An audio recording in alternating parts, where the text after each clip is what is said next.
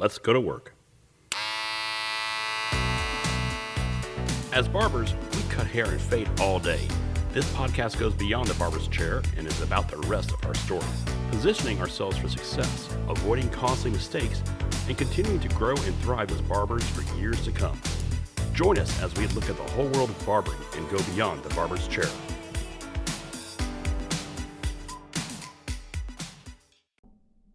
The lesson of the chessboard. I've been lucky to have worked with some very smart people in my life and in different positions with different companies. And there was a time when I was the production coordinator for a magazine here in Atlanta. I was one of 6 graphic artists, and each week we would lay out and produce 2 editions of the magazine. Each of us had our strengths. One was lightning fast with her work. One was very creative and balanced the design quality with the speed that the sales reps needed their advertisements turned around for their approvals.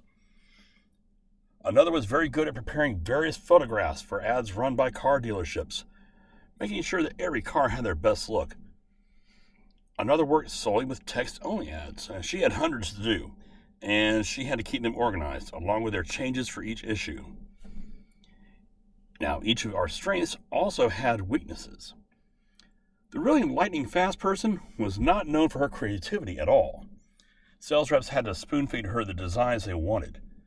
Now, the one who had the creativity, balanced with the design skill and the business savvy, also had an amazing diva complex and could do no wrong, and he knew it. And he would cash in on occasionally with taking long lunch breaks or more frequent smoke breaks. You know, one of those guys. The text-only designer had no art skills, so don't ask him to do anything that needed any kind of artwork whatsoever. And the photo expert was unfortunately not a good typist or proofreader, and his work often contained errors, mostly caught by the sales rep before going to print, but not always. And then we had her. The one person who no sales rep wanted to work on their ads. And quite honestly, the rest of us would have preferred that she not be there for a slew of reasons. The one thing that she brought to the table, besides a whole list of really bad personal and interpersonal habits, was that she understood little kid cute. Thus, the lesson of the chessboard. When this lesson was applied to managing the team, the group grew into a success which never missed a single deadline, and after the first 2 months had a 0% adjustment rate, which meant that no ads ran with errors and the company lost no money because of mistakes in advertisers' ads. See, in the game of chess, 2 players square off against each other with a matching array of 16 pieces. The object is to play the game and trap the opponent's main piece, their king, in a way that no matter what they did, the king would be captured and taken out of the game, and thus ending the game. Each side has the same pieces. 8 pawns. Pawns are only able to move forward 1 space at a time, with 3 exceptions. Their first move could be 2 spaces. They could also move 1 space diagonally behind another pawn and capture that pawn. They could also move diagonally to capture an opponent's piece and remove it from the board. And by the way, when you capture a piece, you take it off the board. It's gone. Both sides have 2 bishops. Now, bishops only move diagonally. They're often found in attacks which result in the opposing king being trapped. 2 castles, or also called rooks. Rooks can only move forward, backward, left, and right. They could often be found preventing other pieces from moving to fend off an attack, because doing so would allow the rook to capture the opponent's king. Rooks also have a defensive move called castling, where they move 2 spaces toward the king, and then the king moves to the other side of the rook. Now, neither of the pieces could move before doing this, and the king could not pass through an attack this way. But that's what the castles do. 2 knights. Now, these are highly specialized strategic pieces which move in an L pattern. They can jump through defenses and they can threaten 8 pieces at the same time. Pretty handy piece to have on the field. Then you have the queen. Now the queen can move in any direction in any distance. The queen is the most powerful piece on the board, and in combination with other pieces can completely wreck the opponent's defenses. Then there's the king. When the king is captured, the game is over. So it is the most important piece. The king rarely gets involved in an attack, mostly because you don't want them captured, but also because they can only move one space at a time. So each piece has its job, and that's what it does. No matter how much you want a bishop to move horizontally, it's not going to do it. You can beg it to move horizontally. You can offer more money. You can write it up for insubordination. But it's not going to move horizontally. That's what it does. Each piece has what it does, both its strengths and its weaknesses. And as the player, it is our job to maneuver each of these pieces to capture our opponent's king. And we can't fire any of them. The only way to get rid of a piece is to allow the other team to capture them, hopefully in a strategic way to allow us to make other moves to capture their pieces and eventually their king. In other words, we already know what each piece on the board is going to do. We know what to expect from each piece. We know what we will receive from each piece. So let's put this back into the production department from before. While I was production coordinator, we reshuffled everyone's responsibilities. We put the photo expert strictly on automotive ads. There wasn't much text involved, and the really fast designer would proofread and edit what text there was. It took her less than 5 minutes to proofread each ad, so it wasn't a whole workload being pushed over there to her.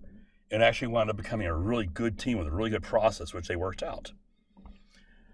Now, she was also assigned to small ads, which didn't need much illustration, if any at all. More of this type of ad was sold, so it was a perfect fit for her since she could turn them out very quickly. Then the text-only designer was already doing what she did well, so there's no need to change. She's handling the many text-only ads which came through. Now, she also had an amazing peacemaker personality. So if anybody's tempers flared or if anyone was getting upset, she had a gift for being able to bring them down calmly.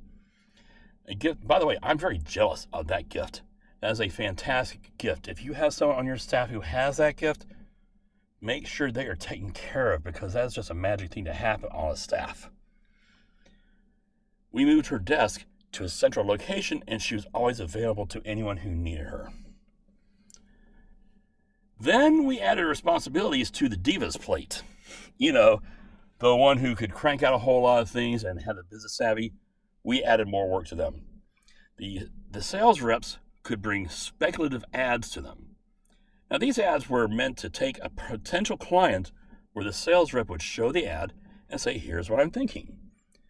The Divas work added at least 3 or 4 new customers a week. Now, this isn't a case where, hey, let's just pile more work on them because we also want to give them a little bit more reward. So what we did was we extended their lunchtime with the condition that their work continue at that level and that the reps' speculative ads would take priority to the existing workload, yet could not take more than 30 minutes in order to keep everything on deadline.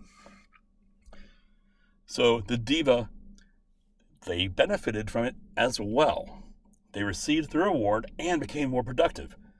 Their production speed jumped considerably faster, and they were even able to help take on some of the extra work from some of the other guys when they got overloaded. Oh, and her, you know, that one. We repositioned her work to include the simplest ads and holiday-based themes for the magazine. We knew that she loved cute designs, and so the holidays were a perfect fit for her. So she would create the design work to dress up the magazine for the holidays. She did it a couple months before each holiday so that the sales rep had something to take in their hands to start their customers thinking about the ad campaigns leading up into each holiday. In each instance, we had to look at what each graphic artist could do and work with it to make the whole magazine work. So how does this apply to the barbershop? What strengths and weaknesses do your barbers have? Which ones are fantastic with children? Maybe make sure that the kids get to those barbers. Which ones are always late? In some barbershops, you can adjust the shop's scheduling software so that nobody can book that barber until later in the day. Is this a booth rent situation, and you have a barber who takes a lot of time off? Maybe position them somewhere else towards the back so the barbershop doesn't look so empty. There's many questions that come along with when we look at a barbershop, and each barbershop has its own situation. I mean, really, who knows what the answer is? What's important to know is that you want to know what each person can give to you and the shop, and to realize how much influence you really do have in the shop. There are many ways to work the chess pieces, and it changes with every opponent and every game. Just like there are many ways to work with a barbershop, and it changes with each shop and each day. That's it for today's episode of Beyond the Barber's Chair. I put links for my guests and for anything we discussed in the description. I hope you got something great and that it helps you as a barber and in life. If you like the podcast, I hope that you will tell a friend about it and subscribe so that you don't miss any upcoming shows. I'll see you next time as we go beyond the barber's chair.